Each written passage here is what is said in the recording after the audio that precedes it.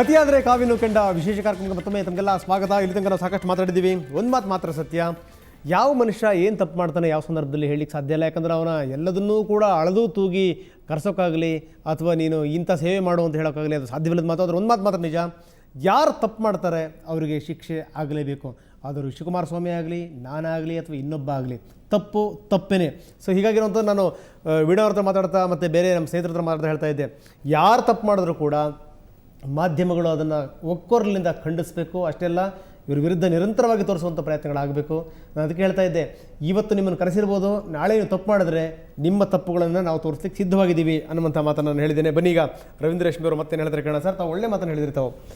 ಒಂದಷ್ಟು ಈ ಯಾರಿಗಾದ್ರೂ ಕಾಲಿಗೆ ಬೀಳೋಕ್ಕಿಂತ ಮೊದಲು, ಯಾರಿಗಾದ್ರೂ ಗೌರವಿಸೋಕ್ಕಿಂತ ಮೊದಲು ಅವ್ರ ಹಿನ್ನೆಲೆ ಏನು ಅಂತ ಒಂಚೂರು ನೋಡಬೇಕು ಅಂತ. ಇವತ್ತು ನೋಡಿ, ವಿಶೇಷವಾಗಿ ಟೆಲಿವಿಷನ್ ಯುಗ ಶುರುವಾದಮೇಲೆ, ಆಮೇಲೆ ಡಿಜಿಟಲ್ ಟೆಕ್ನಾಲಜಿ ಬಂದಮೇಲೆ ಈ ಫ್ಲೈ ಬೈ ನೈಟ್ ಸ್ವಾಮೀಜಿಗಳು, ಫ್ಲೈ ಬೈ ನೈಟ್ ಸೆಲೆಬ್ರಿಟಿಗಳು, ರಾತ್ರೋರಾತ್ರಿ ಸೃಷ್ಟಿಯಾಗ್ತಿರೋ ಗಣ್ಯ ವ್ಯಕ್ತಿಗಳು, ಒಂಥರ ಗಣ್ಯ ವ್ಯಕ್ತಿಗಳು ಗಣರಾಜ್ಯವನ್ನು ನಾವು ಬೆಳೆಸ್ತಾ ಇದ್ದೀವಿ ಅಂತ ಕಾಣುತ್ತೆ. ಒಮ್ಮೆ ಫ್ಲೆಕ್ಸಿನಲ್ಲಿ ಕಾಣಿಸ್ಕೊಂಡ ತಕ್ಷಣ ಅದು ಗಣ್ಯ ವ್ಯಕ್ತಿ ಆಗಿಬಿಡ್ತಾನೆ.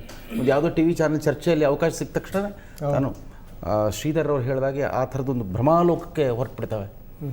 ಆಮೇಲೆ ಇದೆಲ್ಲದಕ್ಕೂ ಮುಖ್ಯವಾಗಿ ಕೊರತೆ ಏನು ಅಂತಂದರೆ ಲ್ಯಾಕ್ ಆಫ್ ಇಂಟಿಗ್ರಿಟಿ, ಒಂದು ಸಮಗ್ರತೆ, ಒಂದು ನಿಯತ್ತು ಅನ್ನೋದು ಮಾಯ ಆಗ್ತಾಯಿದೆ, ತುಂಬ ಶಿಥಿಲಗೊಳ್ತಾ ಇದೆ. ಇಂಟಿಗ್ರಿಟಿ ಅನ್ನೋ ಒಂದು ಅಂಶ ಸಾರ್ವಜನಿಕ ಬದುಕಿನಲ್ಲಿ. ನಾವು ಲಂಕೇಶ್ ಅವರು ನಮ್ಗೆ ಯಾವಾಗಲೂ, ನಾನು ಇನ್ನೂ ಒಬ್ಬ ಯುವ ವರದಿಗಾರನಾದಾಗ ಆಗಾಗ ಎಚ್ಚರಿಸ್ತಾಯಿದ್ರು, ಗಣ್ಯ ವ್ಯಕ್ತಿಗಳನ್ನು ಗುಮಾನಿಯಿಂದ ನೋಡಿ, ಅಧಿಕಾರಸ್ಥರನ್ನು ಅನುಮಾನಿಸಿ ಅಂತಂದ್ಬಿಟ್ಟು. ಯಾವತ್ತು ನನಗೆ ಇವತ್ತು ಕೂಡ ಒಂಥರ ಮಾರ್ಗದರ್ಶಿ ಸೂತ್ರ ಥರ ಆಗೋಗ್ಬಿಟ್ಟಿದೆ. ಯಾರೋ ಒಬ್ಬ ಸ್ವಾಮೀಜಿ ಇರಲಿ, ಒಬ್ಬ ಫಿಲ್ಮ್ ಆ್ಯಕ್ಟರ್ ಇರಲಿ, ಒಬ್ಬ ಕ್ರಿಕೆಟ್ ಸೂಪರ್ ಸ್ಟಾರ್ ಇರಲಿ, ಈ ಗಣ್ಯ ಸೆಲೆಬ್ರಿಟಿ ಅಂತ ಬಂದ ತಕ್ಷಣ ಸ್ವಲ್ಪ ಅನುಮಾನ ಬರುತ್ತೆ ಅವ್ರಿಗೆ. ಈ ಕುರುಡು ನಂಬಿಕೆ, ಮೌಢ್ಯ, ಹೋಗಿ ಕಾಲಿಗೆ ಬಿದ್ದುಬಿಡೋದು, ಆ ಕಾವಿಗೆ ಕಾಣಿಸಿದ ತಕ್ಷಣ ಹೋಗಿ ನಾವು ಸಾಷ್ಟಾಂಗ ನಮಸ್ಕಾರ ಹಾಕೋದು, ಆ ಪ್ರವೃತ್ತಿ ಇದೆಯಲ್ಲ, ಸ್ವಲ್ಪ ಎಲ್ಲೋ ಒಂದು ಕಡೆ ಸ್ವಲ್ಪ ವಿವೇಚನೆಯನ್ನು ಬಳಸ್ಬೇಕು, ಆ ಡಿಸ್ಕ್ರಿಷನನ್ನು ಬಳಸ್ಬೇಕು, ಯಾರು ಗೌರವಿಸ್ತಾ ಹೌದೋ ಅಲ್ವೋ ಅಂತ ಅನ್ನೋದನ್ನು. ಆಮೇಲೆ ನಾವು ಎಲ್ಲೋ ಒಂದು ಕಡೆ ಇಂಥವನ್ನೆಲ್ಲ ಬಯಲುಗಳು ಆವೇಶದ ಭರದಲ್ಲಿ ನಾವೆಲ್ಲ ಮಾರಲ್ ಪೊಲೀಸಿಂಗ್ ಕೂಡ ಮಾಡೋಕ್ಕೆ ಹೊರಟುಬಿಡ್ತೀವಿ. ನೈತಿಕ ಪೊಲೀಸ್ಗಿರಿ, ಪಬ್ಗಳ ಮೇಲೆ ದಾಳಿ, ಆಮೇಲೆ ಇತ್ತೀಚೆಗೆ ಅಲ್ಲೇ ಒಂದು ಹೋಮ್ ಸ್ಟೇನಲ್ಲಿ ಆದ ದಾಳಿ ಮಂಗಳೂರು ಕಡೆ ನೋಡ್ತಾ ಇದ್ದೀವಲ್ಲ, ಅದು ಮತ್ತೊಂದು ಥರದ ಒಂದು ಎಲ್ಲೋ ಒಂದು ಕಡೆ ದಾದಾಗಿರಿ ಪ್ರವೃತ್ತಿ ಕೂಡ ಬೆಳೀತಾ ಇದೆ. ಅಲ್ಲ ಯಾವಾಗಲೂ ಈ ಥರದ ಬೆಳವಣಿಗೆಗಳಿದೆ, ಪಾಠ ಆಗಬೇಕು ಸಮಾಜಕ್ಕೆ ಅಂತ. ನೋಡಿ, ಮೊನ್ನೆ ತನಕ ಸ್ವಾಮೀಜಿನ ಕಂಡ ತಕ್ಷಣ ಎಲ್ಲರೂ ಕಾಲಿಗೆ ಬೀಳ್ತಾ ಇದ್ರು, ಯಾರೋ ಹೋದ್ರೆ ಒಂದು ದೊಡ್ಡ ಜನ ಸೇರ್ತಾ ಇದ್ರು. ಏನಾದರೂ ಅದು ನಿತ್ಯಾನಂದನ ವಿರುದ್ಧ ಪ್ರತಿಭಟನೆ ಆಗಲಿ, ಬೇರೆಯವ್ರ ವಿರುದ್ಧ ಪ್ರತಿಭಟನೆ ಆಗಲಿ, ಸ್ವಾಮೀಜಿ ಹೋದ್ರು ಅಂದ ತಕ್ಷಣ ಕಾಲಿಗೆ ಬಿದ್ದು ಬಹುಪರ ಕೇಳುವಂಥವ್ರು ಇದ್ದರು, ದೊಡ್ಡ ಜನ ಬೆಂಬಲಿಸ್ತಿದ್ರು, ಹಿಂಬಾಲಿಸ್ತಿದ್ರು. ಒಂದು ಕ್ಷಣದಲ್ಲಿ ಎಲ್ಲವೂ ಉಲ್ಟಾಗಿದೆ ಅಂತ. ಇಲ್ಲ ಭರದ್ವಾಜ್ ಅವರೇ, ಇದರಲ್ಲಿ ಒಂದು ದೊಡ್ಡ ಸಮಸ್ಯೆ ನಮ್ಮಲ್ಲಿದೆ.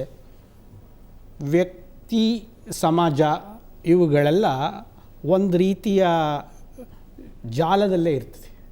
ಇವೆಲ್ಲ ಬಲೆ ಹಣ್ಕೊಂಡು ಹೋಗ್ತಾ ಇದೆ. ಇಲ್ಲೇನಾಗ್ತಾ ಇದೆ, ನಮ್ಮಲ್ಲಿ ವ್ಯಕ್ತಿ ಏನಾದರೂ ಒಂದು ಸಾಧನೆ ಮಾಡಿದ್ರೆ ಆ ಸಾಧನೆ ಸ್ವಾರ್ಥದಿಂದ, ಅಂದರೆ ಸ್ವಾರ್ಥದ ಖುಷಿಗಾಗಿ ಸಾಧನೆ ಅನ್ನುವಂತಹ ಒಂದು ಮನೋಭಾವ ಇವತ್ತು ಹೆಚ್ಚಾಗ್ತಾ ಇದೆ. ಹೀಗಾಗಿಯೇ ಈ ಬದ್ಧತೆಯ ಪ್ರಶ್ನೆ ಬರ್ತದೆ. ಮತ್ತು ವ್ಯಕ್ತಿಯ ದೃಷ್ಟಿಕೋನ ಕೂಡ ಅಗಾಧವಾಗಿ ಆಗ್ತಾಯಿದೆ, ಸೀಮಿತವಾಗ್ತಾ ಇಲ್ಲ. ಆಧ್ಯಾತ್ಮದ ವಿಷಯಕ್ಕೆ ಬಂದಾಗ ಮೊದಲು ಭಾವುಕತನದಿಂದ ಆಚೆ ಬರಬೇಕು. ನಿಮ್ಮ ಪ್ರಜ್ಞೆ ಸದಾಕಾಲ ಚುರುಕಾಗಿರಬೇಕು ಅಂತಂದರೆ ಭಾವುಕತನ ಆಚೆ ಬರಬೇಕು.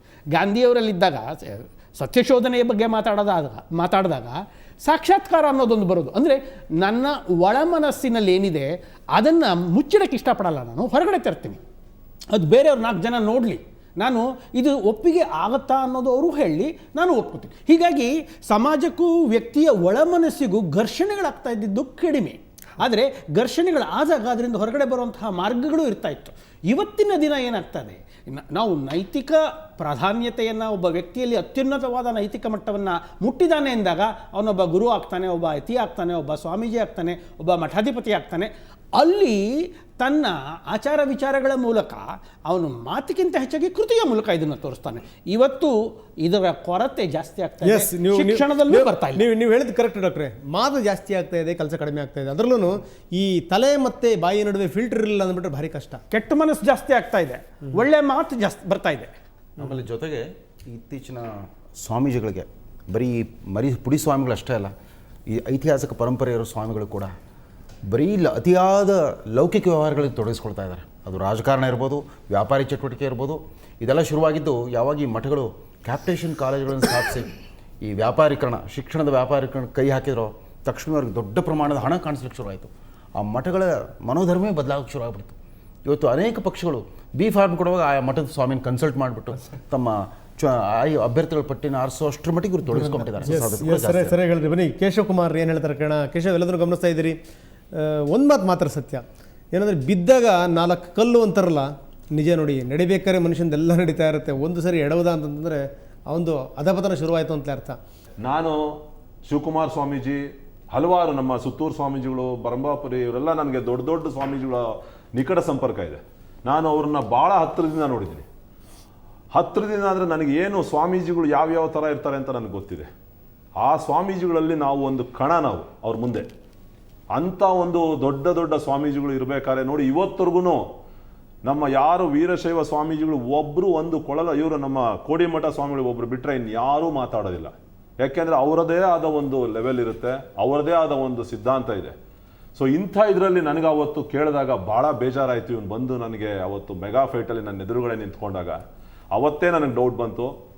ಮತ್ತೆ ನಾನು ಈ ರಮೇಶ್ ಗೌಡರು ಫ್ರೀಡಮ್ ಪಾರ್ಕಲ್ಲಿ, ನಾನು ರಮೇಶ್ ಗೌಡರು, ನಾನು ಹೋರಾಟದಲ್ಲಿ ಭಾಳ ನಿಮ್ಮ ಒಂದು ಸ್ಲೋಗನ್ನ ನಾನು ಯೂಸ್ ಮಾಡ್ತೀನಿ ಎಲ್ಲ ಕಡೆನೂ, ನೇರ, ದಿಟ್ಟ, ನಿರಂತರ. ಇದರಲ್ಲಿ ನನಗೆ ಬಹಳ ಬೇಜಾರಾಗೋದು, ನಾವು ಒಬ್ಬ ವೀರಶೈವ, ನಾನೊಬ್ಬ ಅಧ್ಯಕ್ಷನಾಗಿ ಬೆಂಗಳೂರು ಸಿಟಿ ಇದರಲ್ಲಾಗಿ ಮುಂದಿನ ದಿನಗಳಲ್ಲಿ ಇವರಿಗೆ ನಾವು ಕ್ಷಮೆ ಕೊಡಲ್ಲ. ದೇವರು ಎಲ್ಲಿದ್ದಾನೆ ಅನ್ನೋದಕ್ಕೆ ನಿಮಗೆ ನಾನು ನಿಜವಾಗ್ಲೂ ಇದು ಕ್ರೆಡಿಟ್ ನೀವು ತೊಗೊಂಬಂದಿರೋದು. ಅವನ್ನ ಈಚೆಗೆ ತೊಗೊಂಬಂದು ವಿತಿನ್ ಎ ಸ್ಪ್ಯಾನ್ ಆಫ್ ಒಂದು 1 year ಒಳಗಡೆ ಹಿಡಿಸ್ಬಿಟ್ಟಿದ್ದೀರಾ. ಏನೇ ಆಗಿರ್ಬೋದು, ನೀವು ಅವನ್ನ ನೀವು ಸಪೋರ್ಟ್ ಮಾಡಿರ್ಬೋದು, ಏನೇ ಮಾಡಿರ್ಬೋದು, that is all different. But ನೀವು ವಾಹಿನಿಗಳಿದ್ದೀರಲ್ಲ, this is your part is most important. ಆ ವಾಹಿನಿ ಈ ವಾಹಿನಿ ಅಂತ ಯಾರು ಇದನ್ನ ಇದು ಮಾಡಬಾರ್ದು. ಯಾಕೆಂದ್ರೆ it is a very great job you are done. ನಿನ್ನೆ ಏನೇನು ಗಲಾಟೆಗಳಾಯಿತು ಅದಕ್ಕೆ ಪ್ರತ್ಯಕ್ಷ ಸಾಕ್ಷಿ ರಾಜು, ಕನ್ನಡ ಪರ ಹೋರಾಟಗಾರರು. ರಾಜು, ಏನಂತೀರಿ? ಇವತ್ತಿನ ದಿನಗಳಲ್ಲಿ ಮೊದಲು ಕಾವಿ ಹಾಕ ಬಂದರೆ ಸಾಕು, ಕಾಲಿಗೆ ನಮಸ್ಕಾರ ಮಾಡೋದು ಸಹಜವಾಗಿದೆ. ನಾನು ಕೂಡ ಪ್ರಥಮವಾಗಿ ಆ ಸ್ವಾಮೀಜಿಯವರು ಬಂದಾಗ ಗೌರವದಿಂದ ಕಾಲಿಗೆ ಬಿದ್ದಿದ್ದೀನಿ, ನಮಸ್ಕಾರ ಮಾಡಿ ಸ್ವಾಮೀಜಿ ನಿಮ್ಮ ಆಶೀರ್ವಾದ ಬೇಕು ಅಂತಲೂ ಕೇಳಿದ್ದೀನಿ. ಇವತ್ತು ಅದೇ ಸ್ವಾಮೀಜಿಗೆ ನಾವು ಹೊಡೆಯುವಂಥ ಸ್ಥಿತಿ ಬಂತು. ಕಾರಣ ಯಾವುದೂ ಅಷ್ಟೇ, ಒಂದು ಏನೇ ಕೆಲಸ ಮಾಡಬೇಕಾದ್ರೂ ಹಿಂದೆ ಮುಂದೆ ನೋಡಲ್ಲ. ಏನು ಬಾಯಲ್ಲಿ ನೇರವಾಗಿ ಬರುತ್ತೋ ಮಾತಾಡ್ತಾರೆ, ಹಿಂದೆ ಮುಂದೆ ನೋಡೋದೇ ಇಲ್ಲ. ಏನು ನೇರವಾಗಿ ಬರುತ್ತೋ ಅದನ್ನು ಮಾತಾಡ್ತಾರೆ. ಆ ಮಾತಾಡುವಂಥ ದಾಟಿ ನೋಡಿದಾಗ ಎಲ್ಲೋ ಏನೋ ಒಂದು ಎಡವಟ್ಟು, ಪೊಲೀಸ್ ನೋಡ್ಕೊಂಡ್ರೆ ಓಡೋಗೋದು, ಅವ್ರಿಗೆ ನಮಸ್ಕಾರ ಮಾಡೋಗೋದು. ಯಾವುದೋ ಒಂದು ಚಳುವಳಿ ಕೂತ್ಕೊಂಡಾಗ ಪೊಲೀಸ್ ಅಣ್ಣ ಬಂದ ಇವ್ರಿಗೊಂದು ಹಾರ ಹಾಕಪ್ಪ. ಇದು ಹೋರಾಟಗಾರನ. ಇವತ್ತು ಕನ್ನಡಮ್ಮನ ನಾವು ಸಾಲನ್ನು ಹೆಗಲ ಮೇಲೆ ಹಾಕ್ಕೊಂಡಿದ್ದೀವಿ. ಇದನ್ನು ದುರುಪಯೋಗ ಪಡಿಸ್ಕೊಂಡ್ರೆ ನಾಳೆ, ಇವತ್ತಲ್ಲ ನಾಳೆ ನನ್ನ ಮಕ್ಕಳು ಕೂಡ ಬೀದಿಗೆ ಬರ್ತಾರೆ. ನೀವು ಒಳಗಡೆ ನುಗ್ಗಿದಾಗ ಸ್ವಾಮೀಜಿಯವ್ರ ರೆಸ್ಪಾನ್ಸ್ ಹೇಗಿತ್ತು? ರೆಸ್ಪಾನ್ಸ್ ಕೈ ಮುಗಿತಾರೆ. ಏನಂದ್ರು? ಕೈ ಮುಗಿತಾರೆ. ಏನಿಲ್ಲಪ್ಪ, ಹೊಡಿಬೇಡಿ ಕೈ ಮುಗಿತಾರೆ. ಏನಿಲ್ಲಪ್ಪ, ನಾವು ಹೇಳ್ದೋ. ನಾನೀಗ ರಮೇಶ್ ಗೌಡ್ರಿಗೆ ಹೇಳಿದರೆ ಅವ್ರ ಅಪ್ಪ ಬಂದರೂ ಪರವಾಗಿಲ್ಲ, ಅವ್ರ ಅಪ್ಪ ಬಂದರೂ ನಾನು ಡೀಲ್ ಮಾಡ್ತೀನಿ ಅಂತ ಹೇಳಿದ್ರೆ, ರಮೇಶ್ ಗೌಡ್ರಿಗೆ ಎಷ್ಟು ಕೊಟ್ಟಿದ್ದು ಬಂದು ಮಾಧ್ಯಮದಲ್ಲಿ ಸ್ಟೇಟ್ಮೆಂಟ್ ಕೊಟ್ಬಿಡಿ, ಹೊರಗಡೆ ಬನ್ನಿ. ಬರಲಿಲ್ಲ. ಬರ್ದಾಗೆಲ್ಲ ಕೈ ಹಾಕಿ ಹಿಡ್ದಾಡಿದ್ವಿ. ಹೊಡೆಯಕ್ಕೆ ಎತ್ಕೊಳ್ಳೋಕೆ ಹೋದ. ಹೊಡೆಯಕ್ಕೆ ನಾವು ಇದುವರೆಗೂ ಹೊಡೆಯೋಕೆ ಹೋಗಿಲ್ಲ. ಅವ್ರಿಗೆ ಹೊಡೆದು ಈಚೆಗೆ ಎತ್ಕೊಬರ್ಬೇಕು ಅಂತ ಮಾಡಿದ್ವಿ, ಆಗಲಿಲ್ಲ. ಅಷ್ಟೊತ್ತಿಗೆ ಪೊಲೀಸ್ ಇಲಾಖೆಯವ್ರು ಬಂದು ಮುತ್ತಿಗೆ ಹಾಕಿದ್ರು, ನಮ್ಮನ್ನು ಹೊರಗಡೆ ಎಳ್ಕೊಂಬಂದರು. ಅಲ್ಲ, ಒಂದನ್ನು ಮೆಚ್ಚಬೇಕು. ಏನು ಅಂತಂದರೆ, ನೀವು ಒಂದು ಮಾತು ಹೇಳಿದ್ರೆ ಭಾಳ ಖುಷಿಯಾಗಿರೋ ವಿಚಾರ ಅದು. ಇನ್ನು ಬೇರೆ ವಿಚಾರಗಳೆಲ್ಲ ಬಿಟ್ಟು ಶಾಲ್ ಹಾಕ್ಕೊಂಡಿವಿ ಹಿಂಗೆ, ನಾವು ಕನ್ನಡದ ಬಾವುಟದ ಬಣ್ಣದ್ದದು, ಅದನ್ನ ಹಾಕೊಂಡ್ರೆ ನಮಗಲ್ಲ, ನಮ್ಮ ಮಕ್ಕಳು ನಾಳೆ ಬೀದಿಗೆ ಬರ್ತಾರೆ. ಖಂಡಿತ. ಭಾಳ ಭಾಳ ಭಾಳ ಒಳ್ಳೆ ಮಾತು. ಇನ್ನೊಂದು ಹೇಳಿದ್ರಿ ನೀವು, ರಮೇಶ್ ಗೌಡ್ರ ಬಗ್ಗೆ ಮಾತಾಡಿದಾರಲ್ಲ, ಬಂದು ಮಾಧ್ಯಮದಲ್ಲಿ ಮಾತಾಡಿ, ಯಾರ್ಯಾರು ಎಷ್ಟೆಷ್ಟು ಕೊಟ್ಟಿರಿ ಅಂತ ಮಾತಾಡಿ. It's very very important. Ramesh ಗೌಡ್ರ ನಿಮ್ಮನ್ನೇ ಕೇಳಕ್ಕೆ ನಾನು ಇಷ್ಟಪಡ್ತೀನಿ. ಇಷ್ಟೊಂದು ಓಪನ್ ಇದ್ದುಬಿಟ್ರೆ, ಇಷ್ಟೊಂದು ಸ್ಪಷ್ಟತೆ ಇದ್ದುಬಿಟ್ರೆ ಜನ ಗೌರವಿಸ್ತಾರೆ ಅಂತ. ಯಾರಾದರೂ ಕೊಟ್ಟಿದ್ದಾರೆ ಅಂತಂತಂದರೆ ಆ ಕೊಟ್ಟರನ್ನು ಕರೆಸಿ, ತಗೊಂಡ್ರನ್ನು ಕರೆಸಿ, ನೀವು ಕೂತ್ಕೊಳ್ಳಿ, ಬನ್ನಿ, ಯಾರ್ಯಾರು ಎಷ್ಟೆಷ್ಟು ಕೊಟ್ಟಿರಿ ಅನ್ನುವಂಥದ್ದು ಒಂಚೂರು ಮನೋಭಾವನೆ ಬಂದುಬಿಟ್ರೆ ಒಂದಷ್ಟು ಬದಲಾವಣೆ ಆಗುತ್ತೆ ಅಂತ ಏನಂತಿರ್ತಾವೆ? ಖಂಡಿತ. ತಮ್ಮ ಮಾಧ್ಯಮದಲ್ಲಿ ಮೊನ್ನೆ ಸ್ಟಿಂಗ್ ಆಪರೇಷನಲ್ಲಿ ಒಬ್ಬ ಟೋಕನ್ ಮುನ್ರಾಜು 4-6 ಜನ ಸಂಘಟನೆಗಳನ್ನ ರಿಜಿಸ್ಟ್ರ್ ಮಾಡಿಕೊಂಡು ಮಾಡ್ತಾರೆ. ನಿಮ್ಮದು ನಮ್ಮ ಸಂಘಟನೆ ಬಗ್ಗೆ ಹಗುರವಾಗಿ ಮಾತಾಡ್ದ, ಮತ್ತು ದುಡ್ಡಿನ ಬಗ್ಗೆನೂ ಕೂಡ ಮಾತಾಡ್ದ. ನೀವೇ ಇಲ್ಲಿ ಕರೆಸಿ ಸ್ಪಷ್ಟೀಕರಣ ಕೂಡ ಕೊಟ್ರಿ. ನಾನು ಈ ಸ್ವಾಮೀಜಿಗೆ ಹೇಳೋದು ಏನಂದರೆ, 10-11 ಕೋಟಿ ಕೇಳಿದ್ದಾನಲ್ಲ, ಅವ್ರನ್ನೆಲ್ಲ ನೋಡ್ಕೊಳ್ತೀನಿ ನಾನು, ಅವರ ಅಪ್ಪ ಬರಲಿ, ಅವ್ರ ತಾತ ಬರಲಿ ಅಂತ ಹೇಳ್ತಾರಲ್ಲ. ಕನಿಷ್ಠ ನಮ್ಮ ಕೂಡ 4 ತಿಂಗಳಾಯಿತು ಆ ವ್ಯಕ್ತಿ ಬಗ್ಗೆ ನಾವು ಅವರ ಅಂತರ ಕಾಯ್ಕೊಂಡು. ಯಾಕೆಂದರೆ ಇವರು 3 ಪ್ರಕರಣದಲ್ಲಿ ನಮಗೆ ಇವರು ಬೇರೆಯವ್ರು ಧಮಕಿ ಹಾಕಿ ದುಡ್ಡು ಮಾಡಲಿಕ್ಕೆ ಕೊಟ್ಟಿದ್ರು. ಆ ಸಂದರ್ಭದಲ್ಲಿ ಅವ್ರಿಗೆ ನಾವು ಧಮಕಿ ಹಾಕಿ, ಬಹುಶಃ ನಿಮ್ಗೆ ಸತ್ಯ ಹೇಳ್ತಾ ಇದ್ದೀನಿ, ನೀವು ಏನು ನಿತ್ಯಾನಂದನ ವಿರುದ್ಧದ ಹೋರಾಟಕ್ಕೆ ಹಿನ್ನಡೆ ಆಗ್ತದೆ ಅಂತ ಹೇಳಿ ನಾನು ಈ ಸಣ್ಣ ಸಿಲ್ಲಿ ಸ್ವಾಮೀಜಿ ಅಂತ ಕಟ್ಟಿದ್ದೀವಿ ನಮ್ಮ ಸಂಘಟನೆಯಿಂದ ಕಡಿದ್ ನಾವೆಲ್ಲ ಇದು ತೊಂದರೆ ಆಗಬಾರ್ದು ಅಂತೇಳಿ ನಾವು ಅದನ್ನು ಮುಚ್ಚಿಟ್ವಿ. ಸರ್ ಮತ್ತಷ್ಟು ನಿಮ್ಮ ಜೊತೆಗೆ ಚರ್ಚೆ ಮಾಡ್ತೀನಿ. ಸಣ್ಣ ವಿರಾಮದ ನಂತರ ಚರ್ಚೆ ಮುಂದುವರಿಯುತ್ತೆ.